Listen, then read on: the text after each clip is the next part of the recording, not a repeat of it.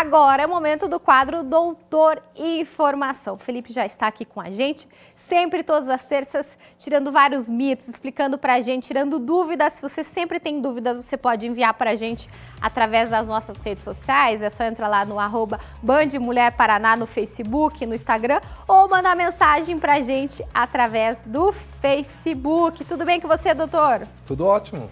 Maravilha. Conta pra gente o que a gente vai conversar hoje. Então, muito interessante a gente conversar sobre prevenção, tá?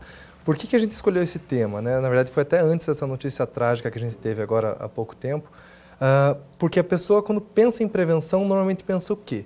Pensa sobre acidente, né? Então, a gente pensa alguma coisa que aconteceu subitamente e causou um dano sério para a gente. Mas o que é interessante a gente pensar? Primeiro, tem alguns autores que já defendem que a gente não devia nem usar o termo acidente, porque eles acreditam que todo acidente é prevenível. Então, acredita-se, né, dependendo de qual a publicação você pegar, que tudo você poderia impedir de ter problemas. Então, existem pessoas que defendem, por exemplo, que se você tiver uma grade na janela para uma criança, você corta para 0% a quantidade de crianças que caem dessa grade, dessa janela. Então, existem medidas que você pode tomar que você não é por acaso que aconteceu, que é sorte. Você tira a sorte da jogada e você fica prevenido. Mas não é esse o ponto principal que eu queria comentar, porque existe um outro lado que a gente, nesse sentido, a gente entende da prevenção, mas a gente não entende muito bem sobre a questão do câncer, sobre a questão das doenças cardiovasculares, sobre as doenças que, na verdade, no mundo mais matam. Então, é interessante a gente colocar isso em proporção e lembrar que a gente, né, tem até uma brincadeira que a gente comenta que infarto súbito não existe aquele infarto que te mata de repente. Nossa, mas como não? O que acontece? Ele já estava sendo preparado há muito tempo antes. Então, é nessa hora que um médico focado em prevenção, como é a medicina de família, como é a área que eu atuo, que eu trabalho nas minhas consultas, que eu trabalho nas minhas palestras, é focado nessa prevenção para quê? Para você não ter aquele susto depois porque você já preveniu antes.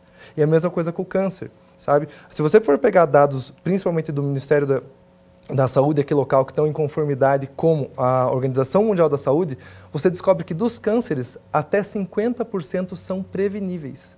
Então, é uma coisa que a gente acredita muito que o quê? Que aconteceu, eu tive azar, sabe? É genético. Na verdade, se você pegar estudos da Inglaterra, eles sugerem que 10% apenas dos cânceres são exclusivamente genéticos. Só 10% você realmente, digamos, não tem muito o que fazer porque você vai ter isso na tua vida. Todo o resto você tem como prevenir, você tem como atuar, você tem como fazer uma diferença desde que você comece desde sempre aí fazendo essa proteção, fazendo essa prevenção.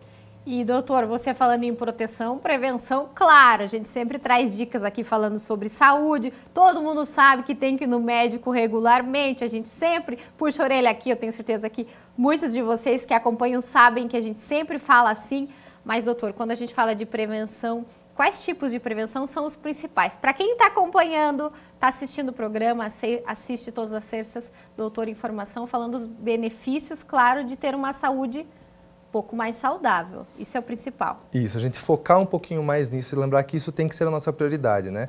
É muito mais fácil na correria do dia a dia a gente priorizar o nosso trabalho, o nosso ganho financeiro, às vezes até nossas crianças a gente cuida mais até mesmo do que a gente às vezes, mas a gente tem que estar bem para isso ser controlado também. E nesse aspecto, existem as doenças que mais matam no mundo, que começam justamente nas doenças cardiovasculares, que 80% delas são preveníveis, tá? Então é uma quantidade muito grande, aquilo que eu falei que não existe um infarto súbito assim.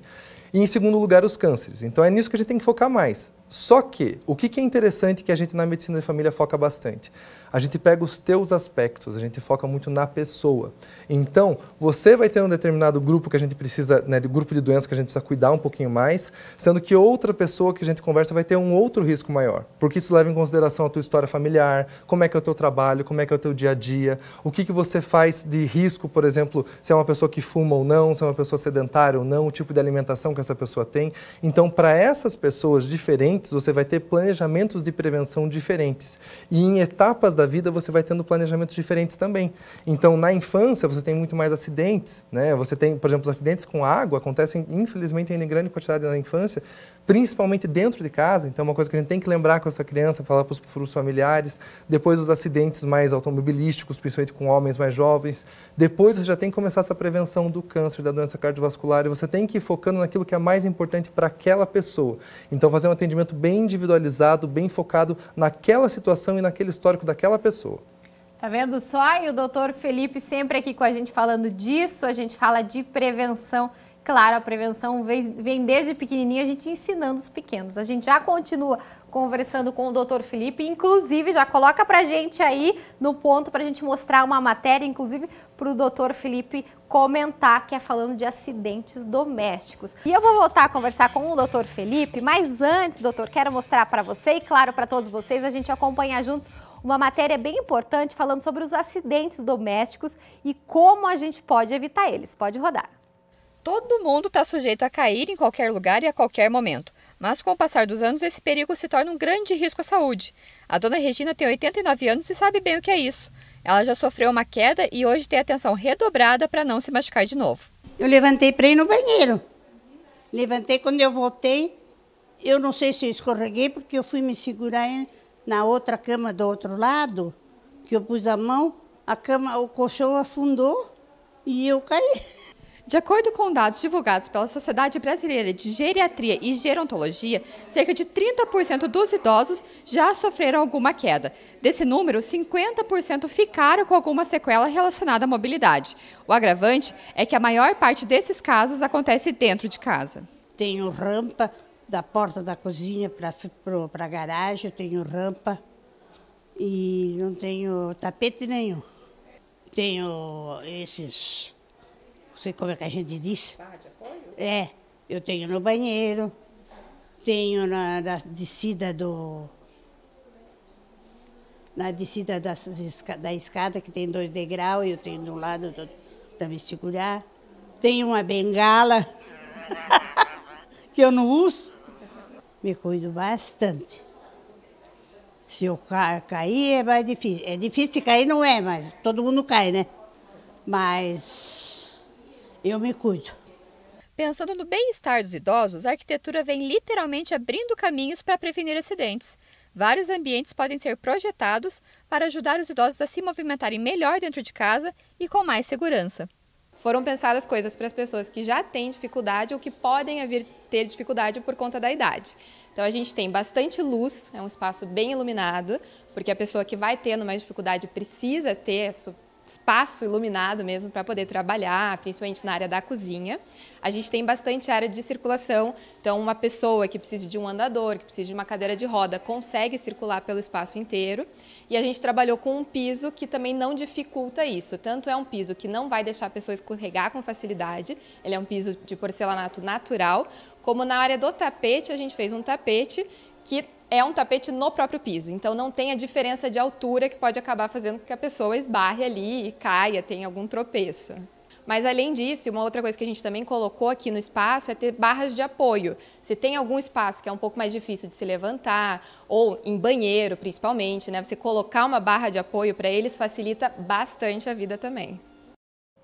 É isso mesmo, por isso a gente está falando aqui, todo mundo sabe desses cuidados, e o doutor Felipe explicando para a gente a questão da prevenção, né, doutor? Extremamente importante esses dados que trouxeram sobre os idosos, sabe? Proporcionalmente, algumas causas nos idosos se sobressaem muito mais quando você compara com outras idades. E uma delas é justamente a queda. Porque o que acontece, o que é muito comum? É estranho a gente pensar agora, eu, você aí de casa, se eu cair, meio que tanto faz, né? Cair um monte de vezes, já levanta. Na situação do idoso é muito mais complicado. A incidência de casos de morte, de internamento, de complicações graves para o idoso é muito grande, com uma coisa simples que parece boba, que é a questão da queda. Agora, se você pega as quedas, se você pega a pneumonia e se você pega a desnutrição, são algumas causas que nessa idade aumentam absurdamente quando você chega na faixa idosa mesmo. E é isso que você tem que cuidar. Tem a ver com aquilo que eu falei de você focar na prevenção para a pessoa, no que ela precisa. Então isso às vezes parece besteira, a gente se sente um pouco mal, poxa, nunca precisei de um apoio, vou precisar de um apoio agora, não posso ter um tapete. Mas a gente dá uma diferença muito grande, pode te facilitar, e se a gente tirar esse orgulho de lado um pouco, você saber que você está bem, que você está mais seguro na tua casa, que você consegue se deslocar com muito mais facilidade, é uma vantagem que não tem nem o que dizer, tanto para o teu dia a dia como para a tua segurança. Isso também é questão da prevenção, né, doutor? Principalmente. Exatamente, porque você depois, infelizmente, que essas situações acontecem, a gente vê que na prática a resposta é muito pequena. A gente pega até às vezes aquele medo, né? A pessoa está morrendo de medo porque ela já teve um AVC ou porque está tratando um câncer e tal. E o que acontece? Infelizmente a gente pega, esse paciente cai e aí a complicação da queda é o que leva ele a ter um internamento prolongado, a ter um falecimento, infelizmente. Então não dá para a gente bobear com essas coisas que, se a estatística mostra que é o que mais acontece, vamos focar e prevenir. Isso aí, recado bem importante, focar e prevenir. Todas as terças-feiras, doutor aqui com a gente, você aproveita para seguir nas redes sociais, acompanhar, entra lá no YouTube, no Instagram, no Facebook, Doutor Informação. Tem vários vídeos bem bacanas que o Felipe produz, tirando dúvidas sobre saúde, falando de alguns mitos que rolam através do WhatsApp e muito mais. Semana que vem tem mais doutor Felipe com a gente. Até semana que vem, doutor. Até semana que vem. E fica o recado, então, prevenção. Como a senhorinha mostrou ali, se tiver que usar muleta, usa a muleta. Mas o importante é você aí onde você estiver, sentadinho acompanhando o nosso programa, firme e forte com saúde.